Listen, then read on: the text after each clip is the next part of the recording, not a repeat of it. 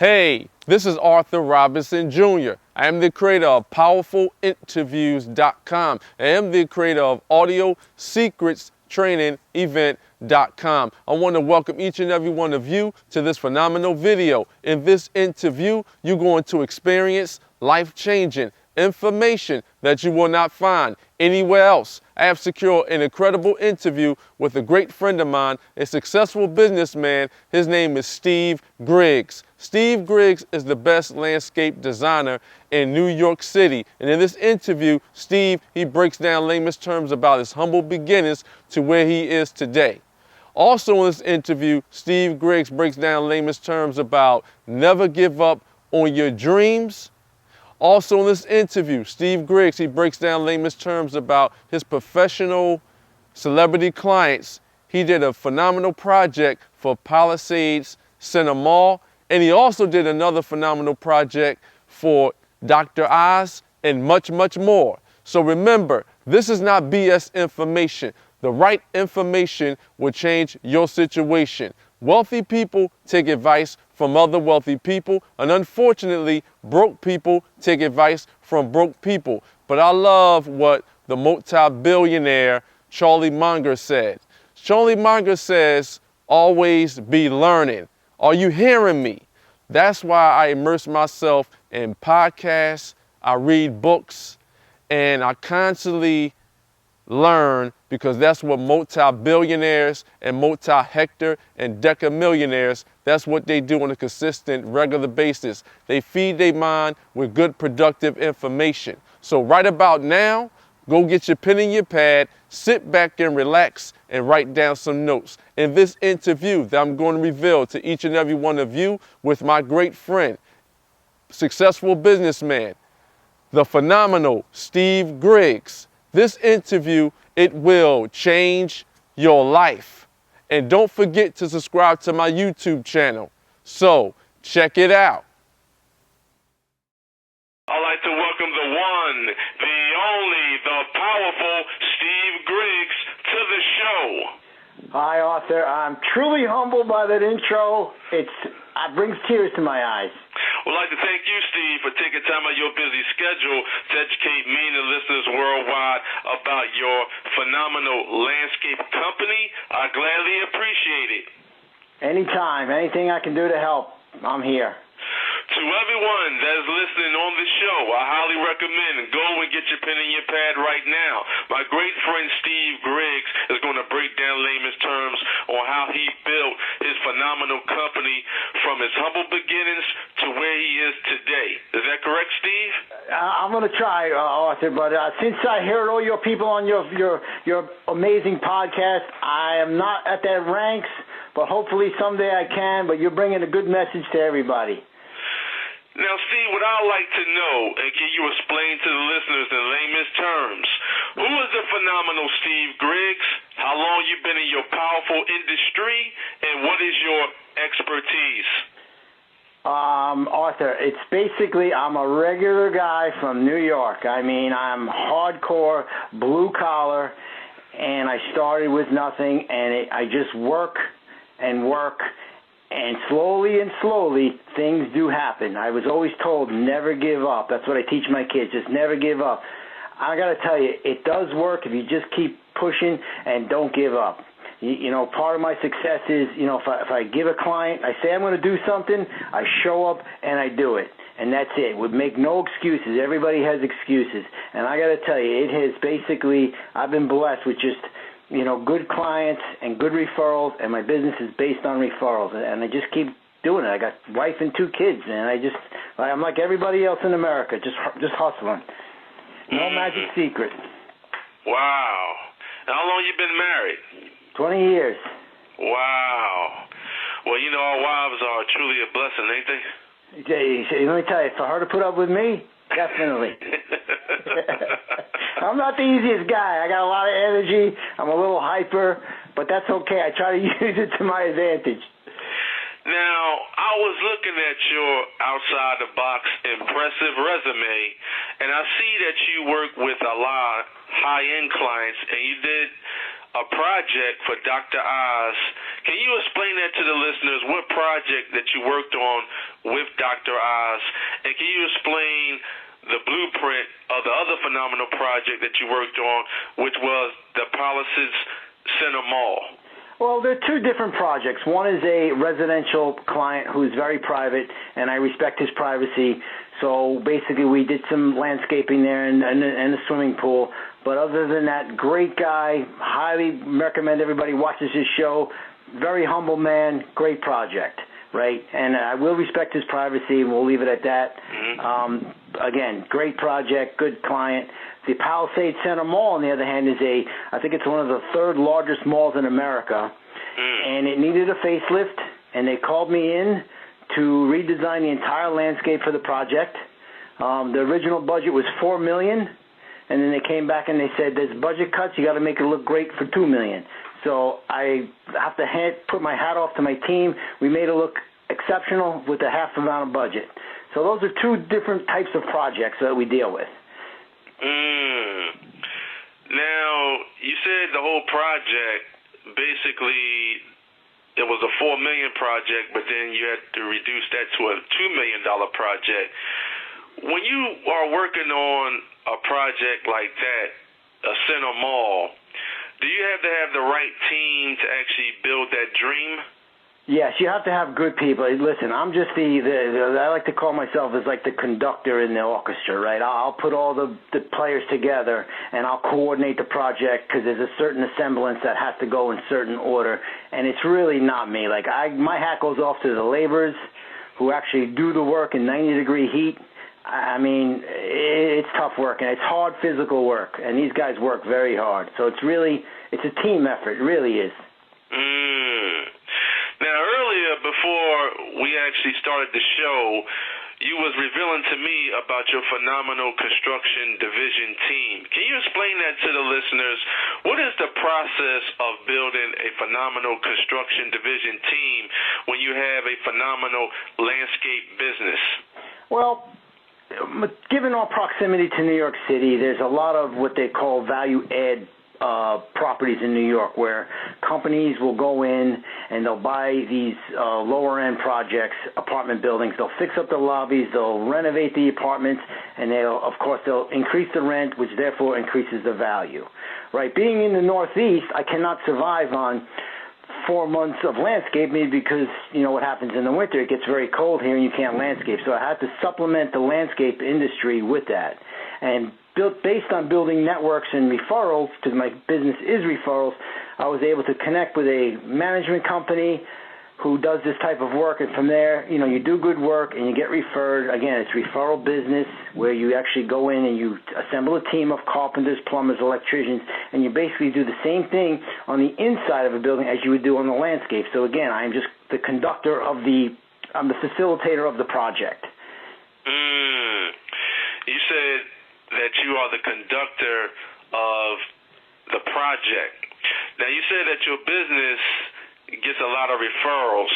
So basically, your clients are your raving fans, and you basically get a lot of business by referral marketing.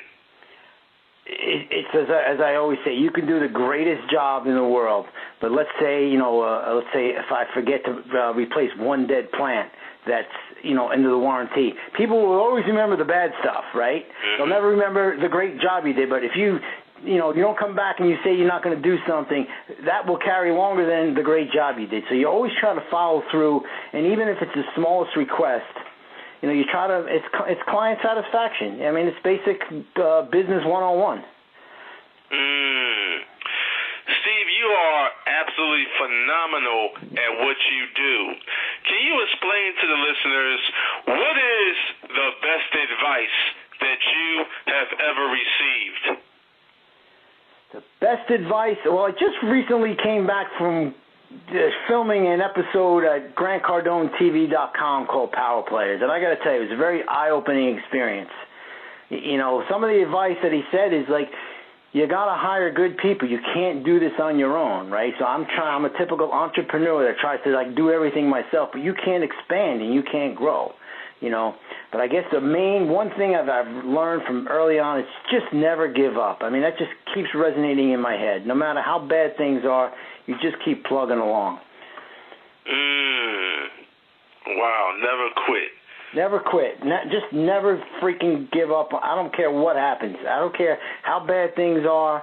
I mean, I remember 2008 when everything fell apart. I couldn't sell a flower to somebody. Could not sell a flower. I'm not kidding. Couldn't sell a flower. Wow. Not a $2 flower. Now, I've seen a video skit that you did with Grant Cardone, and I know that you do $2 million a year in revenue. Going into the future, do you want to increase your revenue from $2 million to $20 million or higher? You know, it's funny you ask that because we shot the video down there, and then it's going to air today. It's called Power Players, and basically he showed me within 3 minutes how I can get my business from $2 million to $10 million, and it was just eye-opening.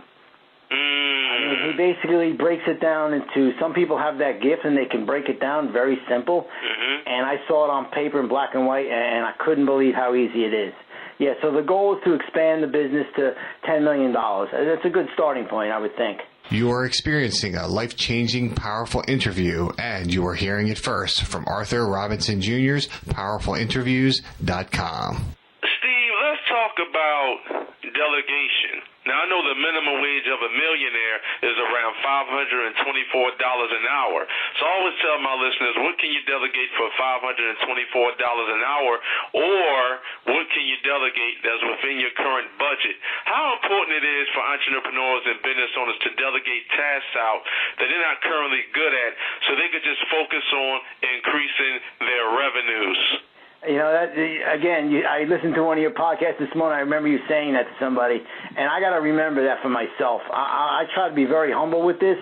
I don't nearly delegate as much as I should. When you start thinking it at $525 an hour, it definitely sets a light bulb off in my head, because there's things that I do that I have no business doing at all. None. But being, you know, we tend not to give up the control. But as you say and Grant says, you can't expand, you cannot grow on your own. It's impossible to do it all yourself. So I still struggle with that today. I really do. But I'm trying. You know, nobody's perfect. Absolutely not.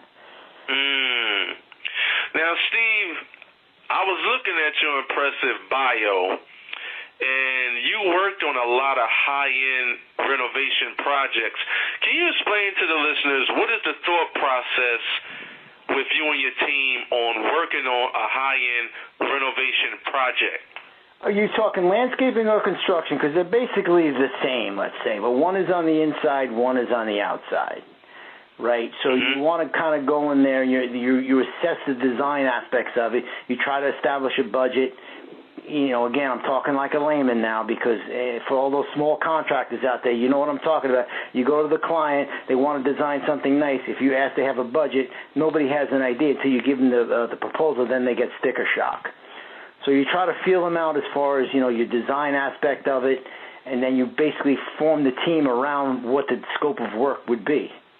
You know, and you try to, you know, nail it down to a schedule, and you proceed, and hopefully you don't hit many hiccups along the way. But as you know, if you did a home renovation job, there's always going to be hiccups, even with landscaping projects. Now, when you were a teenager going into your 20s, did you always have that state of mind that you wanted to be successful and to become wealthy? You know, that's the same question that Grant asked me the other day. I really couldn't answer that, because my father was a construction worker in New York City. I have another brother who's a musician. I have another brother who's a CP, and I'm like the lone wolf out there, right? So he asked me, was there a time in my life when I woke up and I basically said, I want to be on my own. I cannot pinpoint it, but I knew what's important to me is being at my son's basketball games, baseball games, and when you're working for somebody, you're tied, it makes it very hard. There's days I work Sundays just to catch my son's game on a Monday. You have to sacrifice certain things. You know, but you don't have to work on your own to become, you know, successful. You can work for other people. You just have to, you know, take charge of it. That's true. Worst thing you can do is wait around and have the boss tell you what needs to be done. You got to look for things that need to be done. That drives me crazy. Wow. Steve, I wrote down some powerful words, 5 being the highest and 1 being the lowest, so you can read them in your own influential way. Are you ready? It was this quiz game? All right, Arthur, I love it. Accountability. 5. Perseverance. 5. Value. 5. Family. 5. Leverage. Leverage as in what way? Leverage as in leverage your business skills and leveraging your communication skills. It needs to be a 5, but it's probably a 3. So we have to kind of up the, sometimes the communication gets a little bogged down. Because I think what happens is I've been doing this so long, like you don't realize that people who are not in this business just can't comprehend it all, right? Mm-hmm. So you have to kind of break it down slowly for them and almost, very, like you do. You speak very slowly, you're very calm, and you organize your thoughts. With me, on the other hand, I'm a little revved up from being from New York, and I tend to, speak ahead. But you would assume people know it, but it's not true. If you're not in this field, you don't know it. So you have to kind of, work with them a little bit. Health. 5. That's a 10, maybe. Wealth. Wealth is in, I've actually been learning what the difference between wealth and being rich is. Mm-hmm. Honestly, the money's like, it's like a scorecard. I don't even care. It's really like, I think it's more the thrill of the hunt. It's like a sport. To me, it's like a sporting event. Like, the days I'm going to New York City, I try to, say I'm heading to the concrete jungle, right? Because it's like you have to have your hard hat on and bring your lunch pail because it's tough down there. You have to be on top of your A game. So I think I like it more for the sport of it. Building great relationships. That's everything. Collaboration, what I do is I collaborate with other designers, other contractors, other business owners. I think the key to everything is just networking and collaborating. Again, you can't do everything by yourself. All right, that was good. That was really good.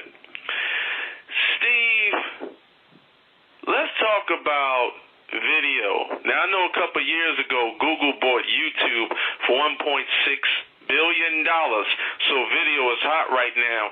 Can you explain to the listeners the power of using video, and should entrepreneurs, business owners, authors, speakers, and seminar leaders, should they use video to expand their brand? Well, again, I just recently hooked up with Rob Sislo Jr. from Grant Cardone TV, and they do my brand awareness campaign. And for 25 years, I ran my business under the radar, right? I tried to have people seek me out versus going to find them. But, as Grant, he would be one of my mentors, so to speak. Like, you got to get your attention. If people won't buy from you if you don't have attention, right? So now I've totally flipped the switch on it. And now they got me posting stuff on YouTube, Facebook. I don't care anymore. I just put it out there. Again, I don't watch what I post because I don't like watching myself on camera. But everybody's like, why are you so afraid? Put your name out there. Call yourself the best landscape designer in the world. If you believe it, you are it. And I believe it, right? So who's to say that I'm not, right? So you got to be afraid. You can't be afraid to, step out there and flex your muscles to say, yeah, I'm good at what I do, and I can back it up. Who's a famous guy? Muhammad Ali used to say that, right? That's right. That's it. So I'm actually starting to believe it now. For 25 years, I didn't believe it. I guess that's because of my upbringing. Who knows why? So once people like you, respect you, and trust you, that's when their minds are made up and they want to invest in you because you are the brand? Yes, I honestly think they're buying from me. It's not because I do the greatest designs. It's a personal thing. You're really turning somebody's home over to you, right? So basically, it's their home where they have their family, their children, and they need to trust you to come in there. You're going to dig a giant hole in their backyard with backhoes and bulldozers, and you're going to create this beautiful environment with outdoor kitchens and waterfalls and a swimming pool. That's a lot of trust. And they're going to give you a few $100,000 to do it. So they're going to have a lot of trust. You are experiencing a life-changing, powerful interview, and you are hearing it first from Arthur Robinson Jr.'s PowerfulInterviews.com. Steve, explain to the listeners, what mistakes are you seeing where men or women are in the same field that you in regards to the construction division and the landscape division? What mistakes? Mm-hmm. A lot. Man, I try to, not do my own mistakes. But what I find is that I have clients call me up, say, "Hey, do you know a painter? Do you know a carpenter? Do you know these people?" I've called 5 people, and nobody has showed up. I mean, it's so easy to be on your own. It's not even funny. Like, if people make excuses, if you're a small contractor, all you have to do is show up, give a fair price, and do the work. When you're going to do it, how you're going to do it. It's so easy. Also, I'm telling you, it's so easy if people would just show up and do what they say they're going to do in a timely fashion. Wow. This is an incredible interview, and I appreciate you coming on my show today. Arthur, you're a blessing to everybody, and I can't believe I stumbled upon you as well. And you just keep up the good work, because you're a power of example for everybody out there. Steve, explain to the listeners exactly where they can find you. I mean, I'm on the social media stuff. I'm on SteveGriggsDesign.com is my website. I'm on Steve Griggs Design Facebook. You know what? If any of my listeners have a landscape question or a business question, I'm going to leave my cell phone. It's 914-879-5602. I'm just a regular, real guy. That's me. That's it. What you see is what you get, and I tell you like it is. Steve, I love reading, and reading is a lost art today. Can you explain to the listeners, what books do you like to read, and what books do you recommend for the listeners to read? Again, the latest guy that I've been listening to lately and just following instead of jumping all around is, I like that Grant Cardone guy, that Sell or Be Sold guy. I got to tell you, I've been around for 56 years, and his stuff really resonates home. Another good guy is Eric Thomas. The Hip Hop Preacher, another good guy, another good book. I try to read all the motivational guys' books, and I listen to stuff on my iPod all the time. I think you have to almost immerse yourself in the stuff. You can't dabble in it. You have to just get in all the way. Well, I immerse myself into learning outside-the-box education. So when I'm driving, I let my driving time become my learning time. Absolutely. I spend 8 hours a day in the car, and I always got something. Your driving time be your learning time. I like that phrase. Steve, I appreciate you coming on my show today, because the whole premise of my show is to educate entrepreneurs and business owners worldwide that they can live a phenomenal life, but they have to be open to these important principles. So I don't like what I see what's on the news, so I create my own news. Great stuff, man. I love what you're doing. Steve, let's talk about the power of surrounding yourself around phenomenal people. Now, I love creating a positive environment for me and my family. Can you explain to the listeners the power of building great relationships, and should entrepreneurs and business owners start surrounding themselves around phenomenal people and formulating their own focus groups? Yeah, because, the old saying goes, what is it, birds of a feather flock together. So if you're hanging out with, bad people, you're going to get bad things, I tell my son that all the time. Guys, you got to stay away. You hang out with good people, you be involved in sports, and you surround yourself with good kids that want to do something in life, you're going to do something in life. If you're going to hang out with the bad kids on the corner, it's going to lead to bad things, right? Mm-hmm. So when you try to, surround yourself with good people, it just elevates it elevates you. You rise to whatever the occasion, let's say, right? If you're going to be playing a low team, you're going to perform at a low level. But if you're playing a higher ranked team, you're going to step up your game. So that's kind of that's the way I like to do things myself. I always tell my 8-year-old son, I say, listen, your brain is your most powerful asset, but if it's not used correctly, your brain can be your most powerful liability. Exactly. That's the goal. You got an 8-year-old boy, huh? Yeah, so I have a 12-year-old and a 17-year-old. Now, we talked about just now our sons. Is your oldest son or your younger son, are they looking to be entrepreneurial like their father, or do they want to, pursue other paths? Well, my oldest son's getting ready to go off to college. He's going to start studying architecture. My little 12-year-old guy wants to be the NBA player, so you know where that is. But, I thought it was real important for me that when I was when I flew down to Miami to be on that show, that I brought my family with me, right?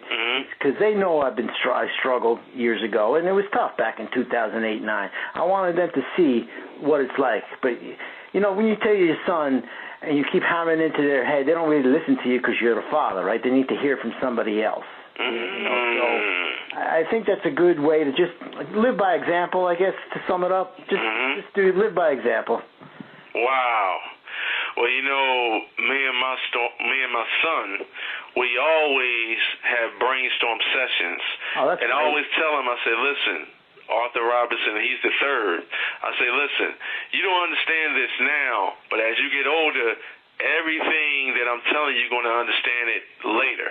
Yep, they're going to be like that crazy old guy. Understood now I get it, right? As you're growing up, your father said the same thing. But that's okay, though. Let them see it now, and they store it in their heads. They don't have to say anything. It's just being stored in their brains. Wow. Now, curriculum actually means control, and I wish that either the public schools or even the charter schools or even some of the colleges will have wealth-building classes that they can take, but unfortunately they're not going to take them. So it's really up to the parents that follow wealth building to educate their kids so they can become phenomenal leaders. Absolutely. Steve, your business is booming, and I know going into the years it's going to excel, and I know it's going to do extremely well. What advice would you give entrepreneurs and business owners that's listening right now?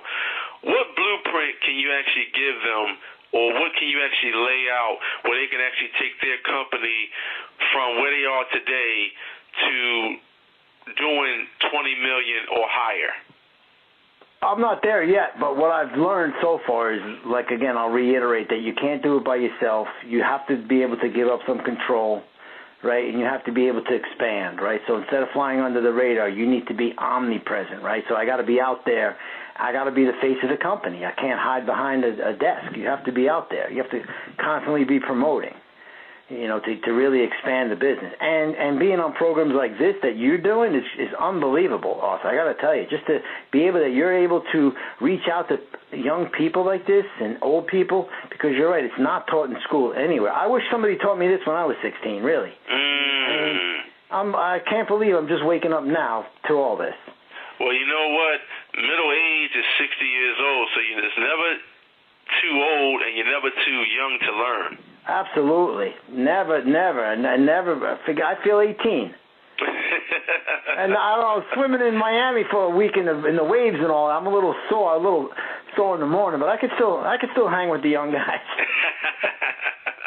You gotta play with the kids, right? That's right. That keeps you young. Yep. I played basketball with. I get beat all the time, but that's okay. Oh wow. Well, I'll be 46 years old next month. So, but you know what? I look like I'm 25. That's it. Yeah, every time you have a birthday, you're going to be 25. Oh, well, I thank God that I've seen and experienced another birthday. Can you explain to the listeners, Steve, there's no substitute for experience, but if people are in the process of building their business to a whole nother phenomenal level, what advice could you actually give them where they can actually stay focused on building a phenomenal company? You gotta try to latch on to somebody who's been there, I guess, right? I guess that's why you're talking to me, and that, you learn from stuff like this, and why beat your head against the rock? As they say, I have a little gray hair. I'm 56, right? But I can guarantee you I can chew up anybody who's in their 20s because I have the experience. And I get up at 3:30 in the morning, right? Wow. So if I'm up at 3:30 and you're up at 8 o'clock, there's no way you can compete with me. I've got 4 hours ahead of you already. Right? I go to bed at 8 o'clock, though, too. I don't stay up very late, but that's okay. So look where the world is going and get there first. Get there first. I learned that from Eric Thomas. You just get there first. You don't have to be the smartest guy, but you just got to get to the spot before they get to the spot. It does help. I send emails at 4:30 in the morning to clients. They're looking at me like I'm crazy, but they say, you know what? This guy's on his game, because if he's thinking of me first thing in the morning, that means that he's committed to my job. I got to tell you, that's one of the most things that have really helped me in this last year by doing that, because they really respect somebody who's up at that hour, already thinking about their client's job. Well, successful entrepreneurs, we are abnormal to people that are normal. What do you mean? So say that again? We are abnormal to people that are normal. Exactly. Now, let's talk about some of the flip projects that you worked on. Okay. Can you explain that to the listeners? What exactly is a flip project, and how can it be profitable for you and your team? Well, we've done a couple of bigger projects in Greenpoint, Brooklyn, where there was an old building that was zoned commercial.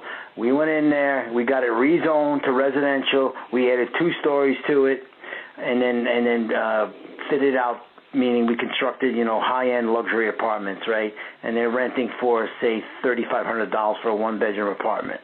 And there's 12 of them, plus a commercial space downstairs. So basically, you go in there with your team, and you make it look, you give it a spit shine. You add electrical, plumbing, and you do nice floors, moldings. So you raise the value for the real estate. Wow. Now, on a high-end flip project, let's talk about a high-end house or a high-end apartment building, or let's say you're working on a strip mall. What will actually be the purchase price for those particular projects? It depends.